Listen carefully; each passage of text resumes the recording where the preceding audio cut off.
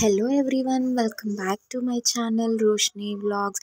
ఈరోజు వ్లాగ్ వచ్చేసరికి అయితే street style egg fried rice ఎలా చేసుకుందామో చూద్దాం. దానికోసం ముందుగా ఒక కడాయి పెట్టుకొని ఆయిల్ వేసుకొని ఆ ఆయిల్ అనేది హీట్ అయిన తర్వాత ఎగ్స్ని అయితే ఓపెన్ చేసుకొని ఇందులో వేసుకుంటాము.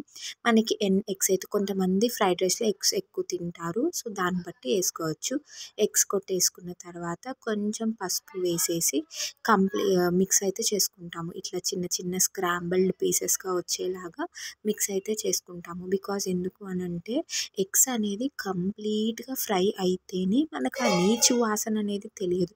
ఇఫ్ ఎట్ ఆల్ ఎగ్స్ అనేది హాఫ్గా ఫ్రై అయ్యి మనం ఫ్రైడ్ రైస్లో యాడ్ చేసినప్పుడు వెజిటేబుల్స్తో మిక్స్ అయినప్పుడు ఆ నీచు వాసన అనేది వస్తుంది అనమాట. సో ఆ నీచు వాసన రాకుండా ఫస్టే మనం ఇక్కడ నీట్గా ఫ్రై చేసుకున్నాము అంటే ఆ నీచు వాసన అనేది రాదనమాట. సో వీడియోలో చూపిస్తుండగా కొంతమందికి స్క్రాంబుల్ పీసెస్ అనేది కొంచెం పెద్ద పెద్దగా ఉంటే ఇష్టం ఉంటాయి, కొంతమంది చిన్న చిన్నగా అంటే ఇష్టం. నాకు చిన్న చిన్నగా కాబట్టి నేను బాగా అయితే వాటిని కొట్టి తిప్పుతున్నాను. బికాజ్ అట్లా కొట్టి తిప్పుతూ ఉంటే మనకి చిన్న పీసెస్ లాగా అయితే కంప్లీట్గా మారిపోతాయి అన్నమాట. అట్లా చిన్న పీసెస్ లాగా కొట్టుకొని బాగా ఫ్రై అయితే చేసుకోవాలి. సో అలాగే స్క్రాంబుల్ పీసెస్ చిన్న చిన్నగా ఈ విధంగా ఫ్రై అయ్యే టైంలో తీసేసి పక్కన పెట్టుకుందాం. ఇప్పుడు ఫ్రైడ్ రైస్కి అయితే ఇంకొక పక్కన కడాయి పెట్టుకొని ఆయిల్ వేసుకొని ఆయిల్ అయితే హీట్ అయిన తర్వాత కట్ చేసిన ఆనియన్స్ అయితే వేసుకోవచ్చు. నేనైతే ఇక్కడ 2 మీడియం సైజ్ ఆనియన్స్ని యూజ్ చేసుకున్నాను. రైస్ క్వాంటిటీని బట్టి మీరైతే ఆనియన్స్ కానీ చూస్ చేసుకోవచ్చు.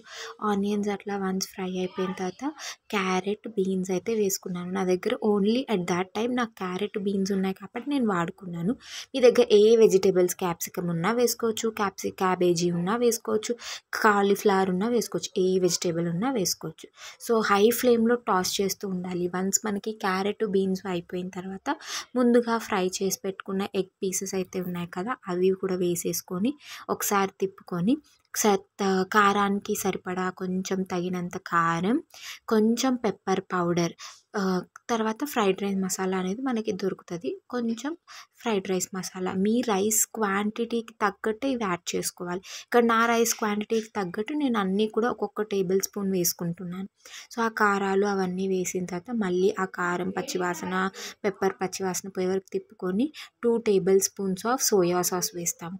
వన్స్ సోయా సాస్ వేసిన తర్వాత ఎక్కువసేపు అయితే మనం ఫ్లేమ్లో ఉంచొద్దు. సో వన్స్ సోయా సాస్ వేసి తిప్పేసి వెంటనే రైస్ వేసేస్తాం. సో హీట్ కన్సిస్టెన్సీ అని రైస్తో మెయింటైన్ అవుతుంది. సో వైట్ రైస్ ఎంత అయితే కావాలో అంత వైట్ రైస్ వేసేసుకొని మళ్ళీ ఉప్పులు, కారాలు అన్నీ సరిపోయినాయా అని ఒకసారి చూసుకొని మనం ఆ ఫ్రైడ్ రైస్కి ఏవైతే వెజిటేబుల్స్, ఎగ్స్ అయితే మిక్చర్ ఉందో ఆ మిక్చరు వైట్ రైస్ నీట్గా కలిసేలాగా తిప్పుకొని, అది కూడా మనము లో ఫ్లేమ్లో తిప్పుకోకూడదు, హై ఫ్లేమ్లో టాస్ చేసుకోవాలి. ఎందుకు అని అంటే లో ఫ్లేమ్లో చేసుకుంటే ఆల్రెడీ మనం ఎగ్స్ అనేది ఆయిల్లో ఫ్రై చేసాం కదా, సో ఆ ఆయిల్ అనేది పైకి వచ్చే ఛాన్సెస్ ఉంటుంది. అందుకే హై ఫ్లేమ్లో టాస్ చేసుకుంటూ మొత్తం అంతా మిక్చరు ఇదంతా కలిసిన తర్వాత ఒక హాఫ్ లెమన్ అయితే నేను స్క్వీజ్ చేసుకుంటాను. వెనిగర్ యూస్ చేస్తే బాగుంటుంది, బట్ వెనిగర్ ప్లేస్లో నేనైతే హాఫ్ లెమన్ యూస్ చేశాను. సో మళ్ళీ ఒకసారి మిక్స్ చేస్తే ఫ్రైడ్ రైస్ అనేది రెడీ అయిపోతుంది. So fried rice with onion serve చేసుకుంటే tasty fried rice is ready.